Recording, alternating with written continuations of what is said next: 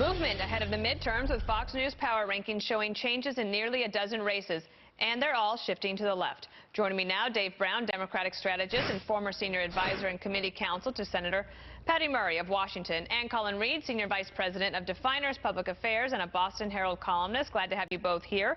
Let me start with you, Colin, on these races that Fox News is changing. About a dozen of them from Kansas, Michigan, Texas, Florida, Pennsylvania, Washington, New Jersey, and Pennsylvania again, all moving from like lean R to a toss-up or likely R to lean R, and even going from, for example, Pennsylvania 7 and 17, from toss-up to lean D. What do you think's happening out there? Well, Dana, I think Republicans have been clear-eyed about the threat the 2018 midterms pose since the beginning of the cycle. It's always tough. It's always historical headwinds. And I think Tuesday night's results were less a sky is falling moment, but definitely a wake-up call. And when we have the midterms in less than 100 days, it's either going to be a referendum on President Trump, and that's going to be tough for Republicans, especially in blue parts of the country, or it's going to be a choice between two very different candidates. And Republican candidates out there in blue and swing and purple parts of the country need to get out there and make their races a choice between two very different candidates. And on the Democratic side, you've got the vision supported by Nancy Pelosi and the far-left liberals out there that is decidedly out of step with what voters in swing parts of the country make. So if you make this a choice between two candidates, Republicans can do okay in November. Dave, let me ask you, we're still 3 months out from the midterm elections. Is it too early for the Democrats to be thinking that they've got this wrapped up? Well, look, I don't want to call a win until we've actually won come November, Dana, but the data is certainly in our favor. You can look at Ohio 12 and the fact that a district that Republicans have held since 1983 and that Donald Trump carried by 11 points is now within 1% between the Republican and Democrat. And the fact that Republicans spent $5 million in that district, a district they should never have to defend. But also, even taking a step back, you know, if you look at how Democrats have performed in special elections over the past year and in 2017, we've consistently outperformed. And what's really striking to me, you know, Ohio 12, a competitive district now, there are over 60, in fact I think it's 69 districts in which President Trump carried by a smaller 12. So those districts are competitive for Democrats, and the math is really in our favor right now. But Colin, although the Democrats are outperforming in terms of they're turning out more voters, they actually don't have a lot of wins on the board. No, they've got a lot of moral victories, but they don't count at the end of the day.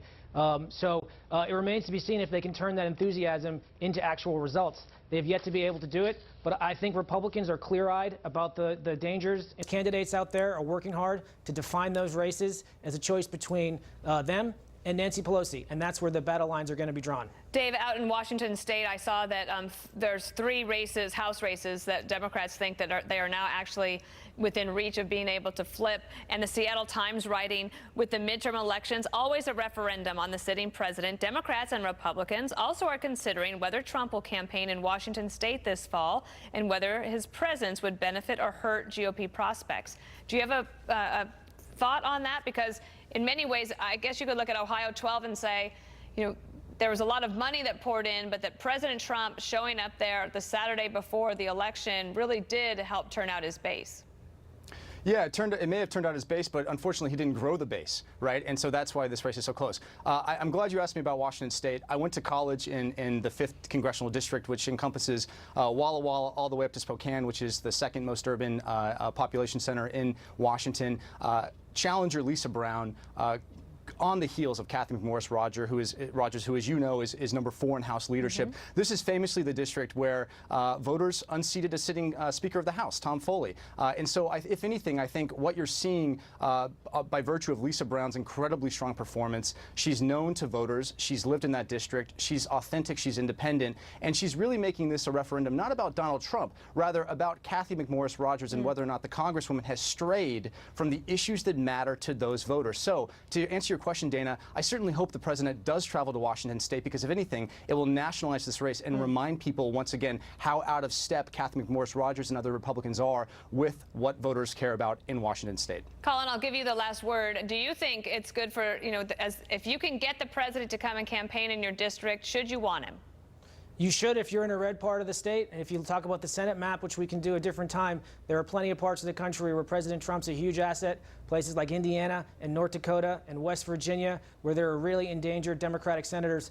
But if I were running for House in a blue part of the country, I think I'd advise him to stick to those races rather than my backyard. All right, Dave Brown and Colin Reed, thank you. Thank you.